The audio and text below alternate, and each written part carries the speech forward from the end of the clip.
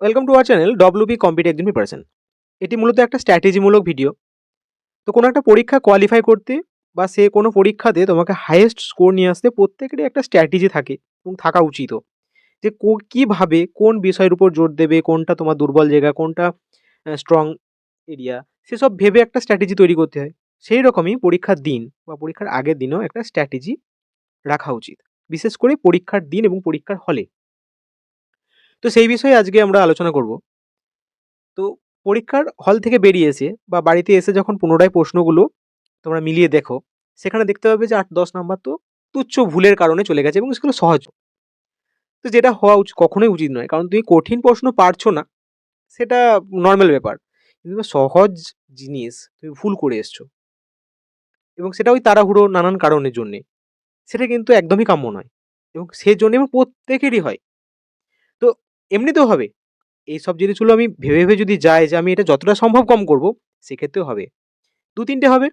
আর যদি না নিয়ে যাই তাহলে ৮-১০ টা হবে। বাস ওই যে ফারাক ৪, ৫, ৬ নাম্বারের যে ফারাক, সেই ফারাকটা কমানোর জন্যই কিন্তু আজকে ভিডিওটা বানানো। দেখো আজকে কি মূল টপিক, সেটা হচ্ছে পরীক্ষার আগের দিন বা পরীক্ষার দিন কি, কি সতর্কতা অবলম্বন করলে ৪-৫ নাম্বার সহজেই বেড়ে যাবে এবং সত্যি দেখবে তোমরাও বাড়বে। প্রথমে কি বলেছি, পরীক্ষার আগের দিন যা করা উচিত। পরীক্ষার আগের দিন নতুন করে কোনো বিষয় কিন্তু পড়বে না। নতুন করে কোনো জিনিস পড়বে না। কারণ তুমি যতই পড়ে যাও, তোমার কিছু জিনিস বা কিছু প্রশ্ন কিন্তু তোমার অজানাই থাকবে। এটা 100% কনফার্ম। কারণ কম্পিটিটিভ পরীক্ষা কোনো জিনিস তোমার হুবাহুব 100% কমন এটা কিন্তু হয় না। এটা কোনো স্কুল বা কলেজের কিন্তু পরীক্ষা নয় যে তুমি কমন পাবেই। এখানে আনকমন জায়গায় একটা জিনিস থেকেই যাবে, সেটা কখনোই কেউ পাবে না। যত যার ভালো প্রিপারেশন হোক না কেন, কিছু জায়গা তোমার আনকমন থাকবেই। তো যাই হোক, আগের দিন কি করবে, আগের দিন যারা নোট বানাও তাদের নোটের যে বিশেষ, বিশেষ জায়গাগুলো যেখানে নোটে লিখে রাখো সেগুলো একটু চোখ বুলিয়ে নেবে। আর যারা একটা মোটামুটি ভেবে রেখেছো যে বইয়ের এই জায়গাগুলো থেকে ১টা-২টো প্রশ্ন পাবো আমি। এরকম জায়গা কম্পিটিটিভে থাকে, টেট সেখানেও থাকে। তো সেই জায়গাগুলোকে বা কিছু পোরশন আছে, যে পোরশনগুলো আগে থেকে পড়ে মনে রাখা যায় না। পরীক্ষার ১ দিন ২ দিন আগেই পড়তে হয়। তো সেই জায়গাগুলোকে কিন্তু একটু দেখে নেওয়া উচিত। আর কি করবে? পরীক্ষার আগের দিন রাত্রে সকাল, সকাল ঘুমিয়ে পড়বে। কেন বলছি? অনেকেই খুব বেশি সিরিয়াস হয়ে যাও এবং একটু রাত হয়ে গেলে আর ঘুম আসে না। সেখানে কিন্তু ওই যে মাথা ব্যথা, ঘুম, ঘুম ভাব, নানান সমস্যা দেখা দেয়। সিএ পরীক্ষার মূল যে এতদিন ধরে তোমরা খেটে আসছো, ওই ২-১ ঘন্টা কম ঘুমানোর জন্যে কিন্তু পুরো মাটি হয়ে যায়। তো সেই জায়গাটা নজর দিতে হবে যে অল্প হালকা খাবার খাবে রাত্রে অবশ্যই এবং খুব তাড়াতাড়ি শুয়ে পড়বে।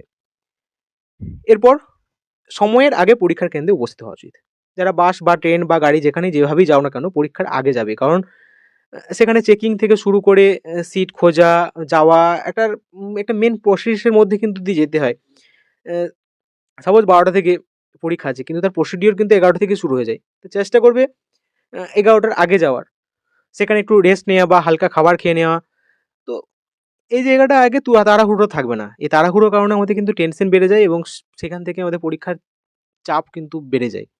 এর ফলে অনেক সহজ জিনিসও কিন্তু ভুল হয়ে যায়। তাই চেষ্টা করবে পরীক্ষার কেন্দ্রে সঠিক সময়ের একটু আগে পৌঁছাতে। এরপরে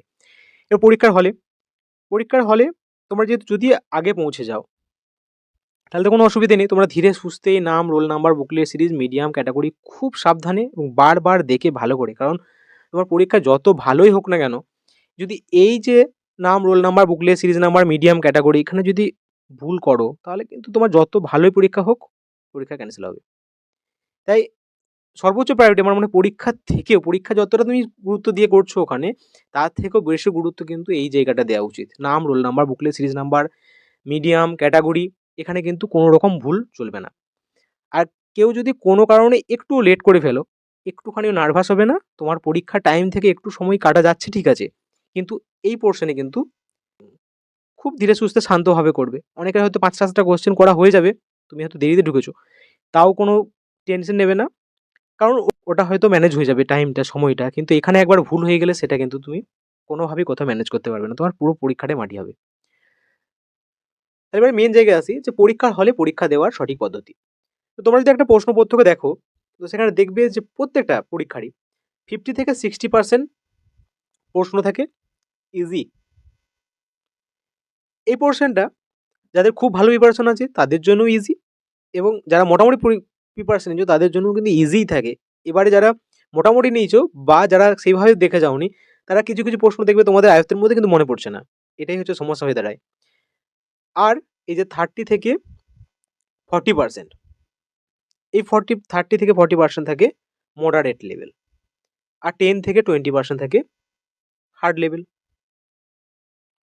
তাহলে এই যে 50 থেকে 60% এই পোর্শনের প্রশ্নগুলোকে আগে করে নেবে।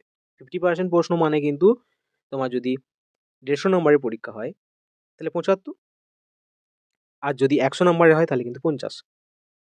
তো ওই প্রশ্নটা কিন্তু তোমাদের নিজেদের আয়ত্তের মধ্যে, এবং সেটা সহজ। খুব সাবধানে খুব ভালো করে এই প্রশ্নটাকে করে নেও। তাহলে যে প্রশ্নগুলো এক ঝলকে বা এক নজরে তোমার প্রথমেই হয়ে যাচ্ছে এবং খুব সহজ, ভুল হওয়ার সম্ভাবনাই নেই বা ভাবতে হচ্ছে না, সেগুলো কিন্তু আগে করে নাও। আর তাহলে যে প্রশ্নগুলো বাদ যাচ্ছে তার জন্য একটা করে লেড পেন্সিল এবং ইরেজার নিয়ে যাও, সেগুলো দাগ দিয়ে দিয়ে যাবে বাঁদিকে। আর যেগুলো পারছো করে যাবে, আর যেগুলো পারছো না সেগুলো পেন্সিলে গোল গোল দাগ দিয়ে দিয়ে যাবে। পুরো প্রশ্ন হয়ে যাওয়ার পর দেখবে তোমাদের অর্ধেক কোশ্চেন প্রথমবারই কমপ্লিট হয়ে গেছে। এরপর তোমাদের টার্গেট করো 30 থেকে 40%, যেগুলোকে একটু ভাবতে হচ্ছে, যেমন ইংরেজি বা অঙ্কের কিছু প্রশ্ন, বিশেষ করে ইংরেজির। সেই জায়গাগুলোকে ভালো করে পড়ে বুঝে একটু ভাবো, দেখবে সেখান থেকে তোমাদের এই যে 40% থেকে মিনিমাম অর্ধেক 20% থেকে 25%, এই 40%-এর 20 থেকে 25% কিন্তু তোমাদের ঠিক হয়ে যাবে। আর শেষে থাকে 10 to 20%, এই জায়গাটা হার্ড। এটা সবার জন্যই হার্ড, এবং যে যত ভালো প্রিপারেশন হোক না কেন তার আনকমন প্রশ্ন থাকবেই, এবং এই হার্ড পোর্শনটা তাদের কাছে হার্ড। আমার কাছে যেটা সহজ সেটা অন্যের কাছে হার্ড, বা অন্যের কাছে যেটা হার্ড সেটা আমার কাছে সহজ। এটা ম্যান টু ম্যান ভ্যারি করে, আর আনকমন প্রশ্ন কিন্তু থাকবেই। তো এই জায়গাটা যদি নেগেটিভ থাকে তাহলে অবশ্যই এটাকে ডিলিট করে দাও, এটা বাদ দাও। এই প্রশ্ন একটাও হাত দিও না, একটাও আন্দাজে করো না। এই অভ্যাসটা, ডিসিপ্লিনটা থাকা কিন্তু খুব জরুরি। আর যদি নেগেটিভ না থাকে, সে কিন্তু তোমাদের নিজেদের পারসেপশন অনুযায়ী এই 10 থেকে 20% করে আসবে, দেখবে সেখানেও প্রায় কম বেশি 5% অ্যান্সার ঠিক হবে। ওই যে 10 থেকে 20% মধ্যে যেগুলো আন্দাজে করে এসছো, তো সেটা তো ঠিক হচ্ছে, সেটা উপরে পাও না, সেটাকে বাদ দাও। সেইভাবেও কিন্তু দেখলে তোমরা দেখবে প্রায় 60 থেকে 70% নাম্বার সহজেই কিন্তু তোমরা পেয়ে যাচ্ছ। আর কি কি সাবধানতা অবলম্বন করতে হবে, যে ওএমআর শিট যখন ফিল আপ করবে খুব সাবধানে, যাতে বাইরে বেরিয়ে না যায়, বা একটা প্রশ্নের উত্তর তুমি পড়ছো যে 11 দাগের এ উত্তর, তুমি যখন ওএমআর ফিল আপ করছো সেখানে 12 দাগের এটা ফিল আপ করে দিয়েছো। এরকম হয়, অনেকেরই হয়, অনেক ক্ষেত্রেই হয়। গোলমাল হয়েছে, 12 প্রশ্নের উত্তরটা তোমার সহজ ছিল, এটা হয়তো একটু কঠিন ছিল, তুমি 11টা করেছো, 12টা সহজ ছিল, তাহলে এটাও ভুল হয়ে গেল, এটাও ভুল হয়ে গেল। বা এটা যদি ঠিক হয়ও, সেক্ষেত্রে দেখো এটা তো কম্পালসারি ভুল হয়ে গেল না, এই উত্তরটা হয়তো এ হবে না, সেক্ষেত্রে এটা ভুল হয়ে গেল। তাহলে যখন তুমি 11 দাগে ওখানে প্রশ্ন পড়ছো, এখানে কিন্তু 11 দাগেই ফিল আপ করবে, এরকম ভুল কিন্তু হয়ে যায়।